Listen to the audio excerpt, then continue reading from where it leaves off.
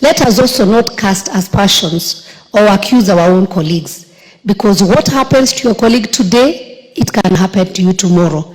We know chairs are their positions. I have been a chair, Mr. Speaker, and I've said that. A lot of these colleagues will approach you and come and tell you, help us on this, or call so and so on my behalf. So when the chairs offer themselves, and I am very sure, and unfortunately allow me, because I come from Murang'a County, to speak about Honorable Ndindi Nyoro, who was the chair of Budget Committee. He assisted very many members here. The same members, Mr. Speaker, were there casting aspersions and trying to show like Ndindi was favoring himself. Please let's remember the small deeds that our colleagues help us to do. And they are all because they are that privileged position.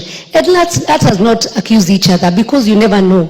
I want to personally congratulate Honorable Nikal. I served with him at the Health Committee. He has gone through all the ranks in the health ministry.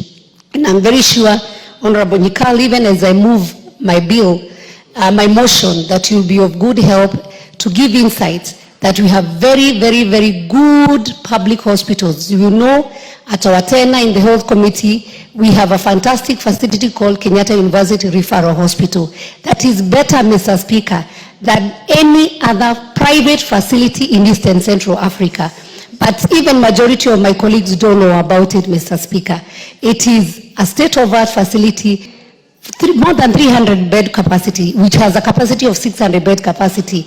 And that facility, Mr. Speaker, we do not even need to use any private facility. We can go to KU, give back the money to the public, where we can be able to have enhanced medical care. So, Mr. Speaker, as I congratulate my colleagues, remember it as a responsibility. Let us not babysit these PSAs and CSAs. Let us push them so that we can be able to push and work for Kenyans for the rest of remaining few months. Thank you, Mr. Speaker.